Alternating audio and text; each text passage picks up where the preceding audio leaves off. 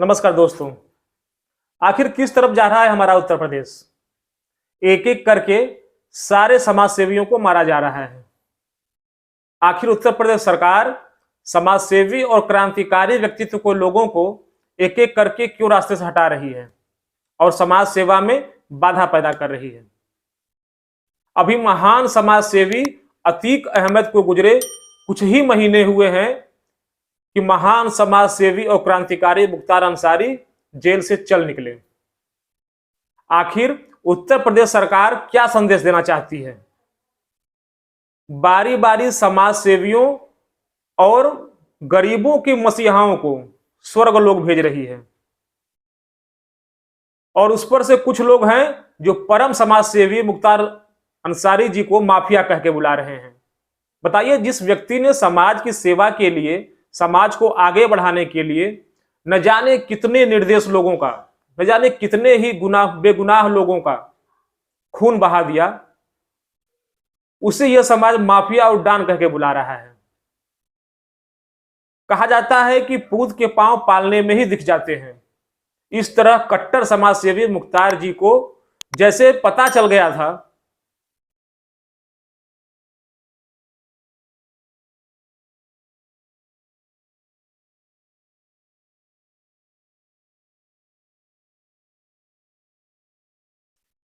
कहा जाता है कि पूत के पांव पालने में ही दिख जाते हैं। इस तरह कट्टर समाज सेवी मुख्तार जी को जैसे ही पता चला, उनके दादा डॉक्टर मुख्तार अहमद अंसारी स्वतंत्रता संग्राम सेनानी थे और नाना मोहम्मद उस्मान अंसारी ब्रिगेडियर थे, उसी दिन उन्होंने यह प्रण कर लिया था कि वह परिवार की प्रतिष्ठा को गुड़गोबर कर देंगे। उन्होंने प्रण कर लिया था कि प्रतिष्ठित परिवार द्वारा बनाए गए रास्ते पर वह कभी नहीं चलेंगे, बल्कि वह अपना खुद इतिहास लिखेंगे और उन्होंने संघर्ष का रास्ता चुना। कॉलेज के दिनों में ही उनकी मुलाकात साधु सिंह नामक गुंडे से, मतलब क्रांतिकारी और समाज सेवी से होती है और मुख्तार जी साधु सिंह से मिलकर अपने गुनाह का स्टार्टअप शुरू करते हैं, यानी समाज सेवा काम शुरू करते हैं। 70 के दशक में साहिब सिंह का समाज सेवा का वर्चस्व बुलंदी पर था। शराब तस्करी, अपहरण, सरकारी ठेके वसूली, हफ्ता वसूली, इस सब पर साहब सिंह का वर्चस्व था। और जैसे जोशीले समाज सेवी मुख्तार जी को एहसास हुआ कि क्यों न वह भी इस समाज सेवा में हाथ थमाएं। जिस युवाओं की बात आज मोदी जी करते हैं, इस बात को मुख्तार अंसारी उस समय भांप गए थे कि क्यों ना मेरे जैसा युवा समाज सेवा और इस अपहरण, गुंडागर्दी, हत्या, सरकारी ठेकों में अपना हाथ आजमाए, क्योंकि धीरे धीरे युवाओं का राज आ रहा था। और फिर मुख्तार दिन रात मेहनत करके अपहरण, गुंडा टैक्स वसूली के धंधे में अपने रोजगार को दिन रात मेहनत करके खून पसीने से एक करके आगे बढ़ाया। फिर मुख्तार जी को लगा कि मैं अकेले कितने काम कर पाऊंगा, अकेले कितना समाज सेवा कर पाऊंगा। उन्होंने अपहरण, गुंडा टैक्स वसूली जैसे समाज सेवा को आगे बढ़ाने के लिए फ्रेंचाइजी बांटना शुरू किया। यह इलाका तुम देखो, यह इलाका तुम देखो, वहां वसूली तुम करो। और इस तरह मुख्तार जी युवाओं को आगे लेकर रोजगार बांटते रहे और आगे बढ़ते रहे। लेकिन जैसा कि समाज का दस्तूर है कि नेक और अच्छे इंसान की हमेशा बुराई होती है और लोग टांग खींचने वाले पैदा हो जाते हैं। इस तरह समाज सेवा की राह पर आगे बढ़ते हुए गुंडा टैक्स वसूली, अपहरण जैसे रोजगार को बांटते हुए मुख्तार जी आगे बढ़ते रहे और समाज में ऐसे भी दुष्ट प्राणी थे जो उनका विरोध भी कर रहे थे। यह समाज का दस्तूर है कि जब समाज में एक अच्छा आदमी आगे बढ़ता है तो लोग उसे सुकून से नहीं रहने देते हैं। 1991 में चंदौली पुलिस समाज सेवी मुख्तार अंसारी को गिरफ्तार कर लेती है और बाद में आरोप लगा कि समाज सेवी मुख्तार अंसारी जी को उन 2 क्रूर पुलिसकर्मियों की हत्या करनी पड़ी। जिन्होंने मुख्तार जी को अवैध असलहों के व्यवसाय से वंचित रखने की कोशिश की। 1995 में मुख्तार अंसारी माफिया के रूप में स्थापित हो चुके थे और यह वही दौर था जब राजनेता लोग मासूम लोगों के चेहरे पर मुख्तार जी जैसे मुखर और परम समाज सेवी का सहयोग अपने राजनीतिक लाभ के लिए लेने लगे थे।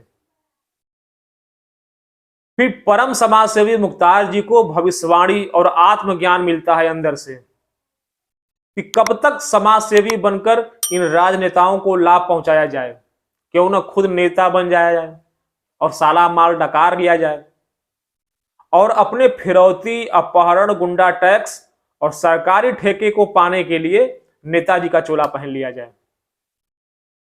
मुख्तार जी अपहरण, हत्या और लूट के अपने छोटे से साम्राज्य में बहुत ही हंसी खुशी अपना जीवन निर्वाह कर रहे थे, लेकिन यह समाज उन्हें कहां सुकून से समाज सेवा करने दे।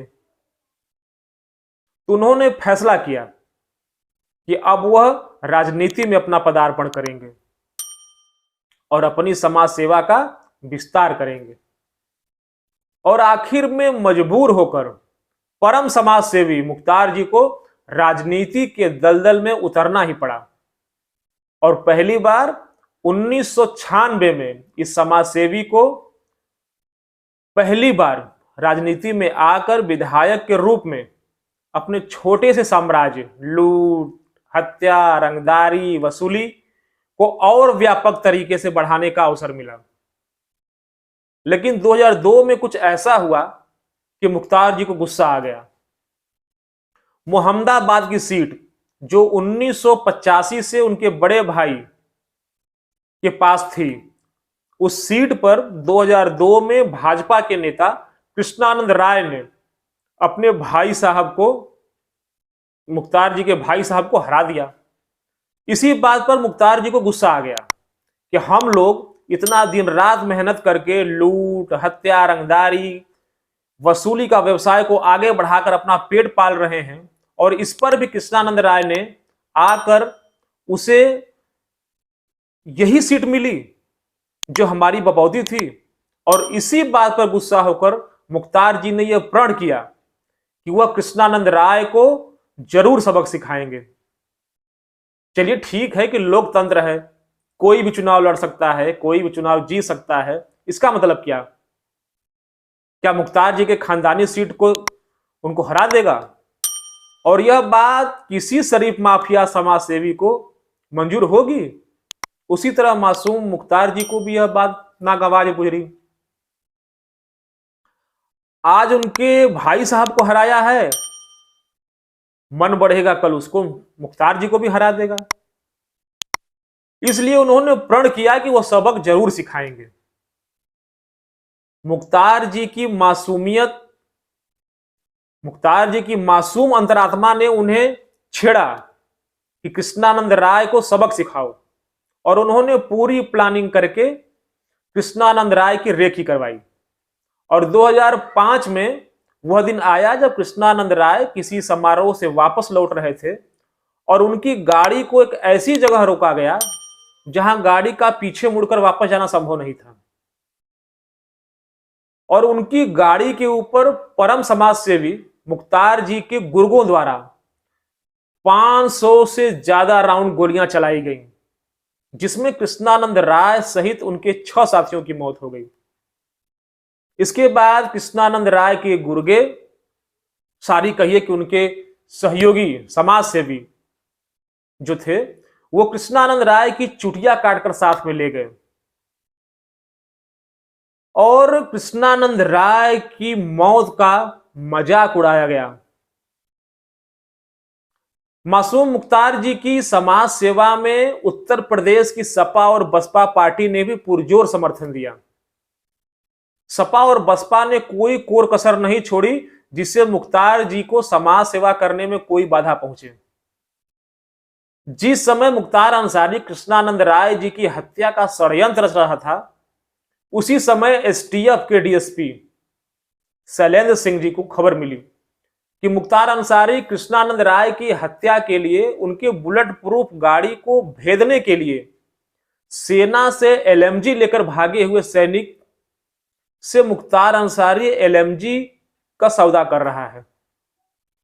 शैलेंद्र सिंह ने दबिश देकर मुख्तार के यहां से वह एलएमजी बरामद की और मुख्तार अंसारी के ऊपर पोटा के तहत मुकदमा दायर किया।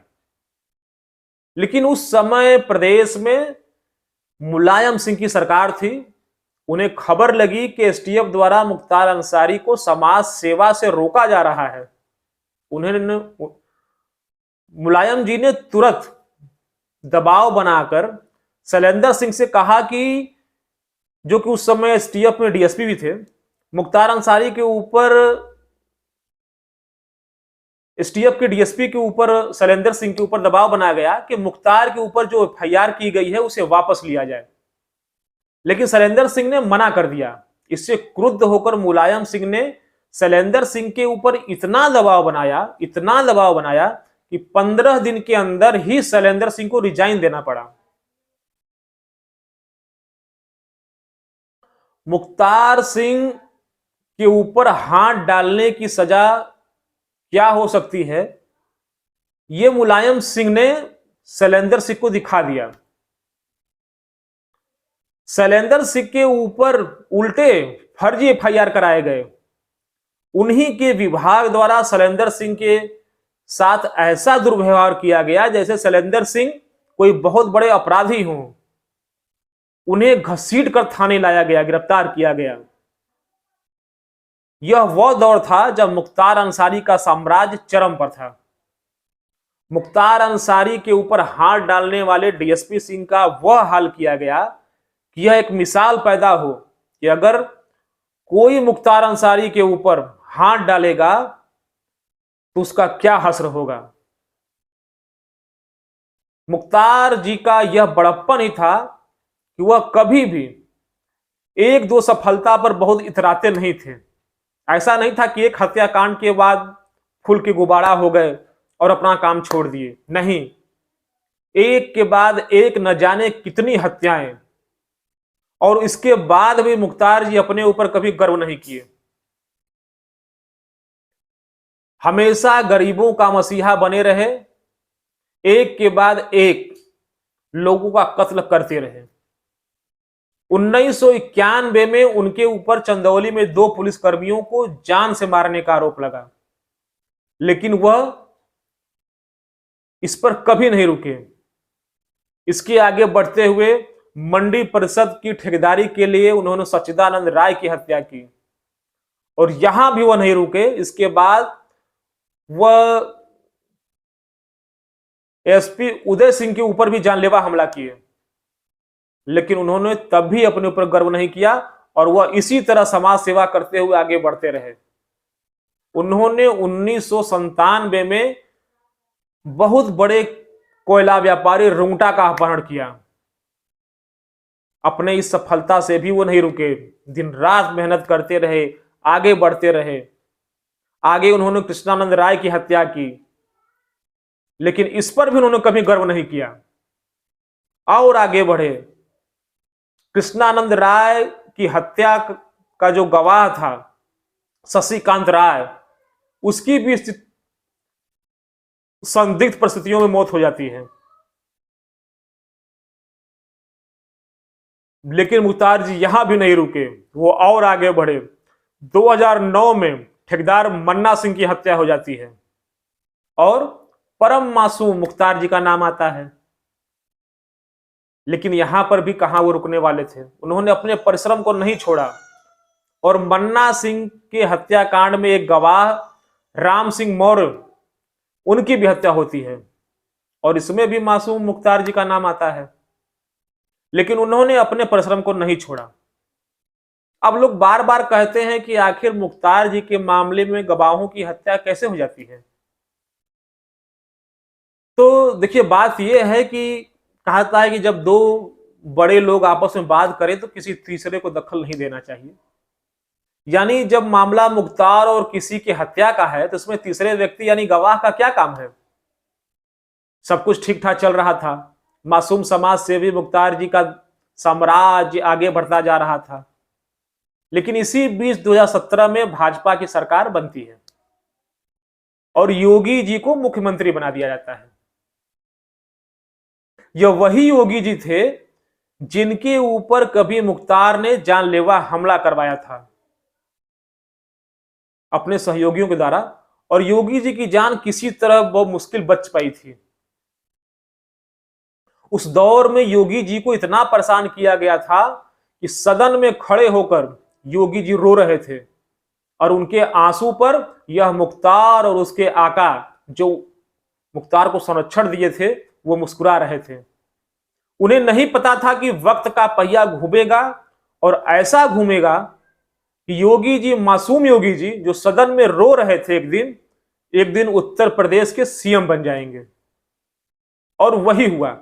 17 में भाजपा की सरकार बनती है और योगी जी को मुख्यमंत्री बनाया जाता है। योगी जी मुख्यमंत्री बनते ही कहते हैं कि माफियाओं या तो सुधर जाओ और या तो प्रदेश छोड़कर बाहर चले जाओ। मासूम मुख्तार जी को योगी जी की बात ये समझ आती है और वो उत्तर प्रदेश को छोड़कर पंजाब चले जाते हैं। लेकिन योगी जी अपने ही कमिटमेंट पर खरे नहीं उतरते हैं। जब उनके कहने पर माफिया मुख्तार उत्तर प्रदेश छोड़कर बाहर चले गए तो उन्हें फिर जबरदस्ती वापस उत्तर प्रदेश लाने की क्या जरूरत थी। योगी जी उन्हें वापस उत्तर प्रदेश लाते हैं और दिखाते हैं कि अगर कानून अपने पर आ जाए तो किस तरह ईमानदारी से काम कर सकता है। वह मुख्तार अंसारी जो किसी समय में ताजी मछलियां खाने के लिए गाजीपुर जेल के अंदर तालाब खुदवा देता है, वह मुख्तार अंसारी जिससे बैडमिंटन खेलने के लिए उस समय के तत्कालिक डीएम जेल में जाते हैं, जब समय का पहिया घूमता है तो मुख्तार अंसारी को शासन और प्रशासन की धमक दिखाई देती है और वही मुख्तार अंसारी अपने जान की भीख बार बार कोर्ट से मांगता है। 7 मामलों में मुख्तार अंसारी को सजा भी होती है, बाकी मुकदमे अभी पेंडिंग चल रहे थे। उसी बीच में दिल का दौरा पड़ने से मुख्तार अंसारी की मौत भी हो जाती है। जो लोग मुख्तार अंसारी के टुकड़ों पे पल रहे थे वो मुख्तार अंसारी को गरीबों का मसीहा मानते हैं, लेकिन जिनके परिवार मुख्तार अंसारी की वजह से उजड़ गए थे, आज वो कहीं न कहीं दिल से खुशी मना रहे हैं कि मुख्तार अंसारी ने जो फल बोया था वही फल उसे प्राप्त हुआ। आगे खबरों के लिए आपसे फिर मिलते हैं, तब तक के लिए नमस्कार।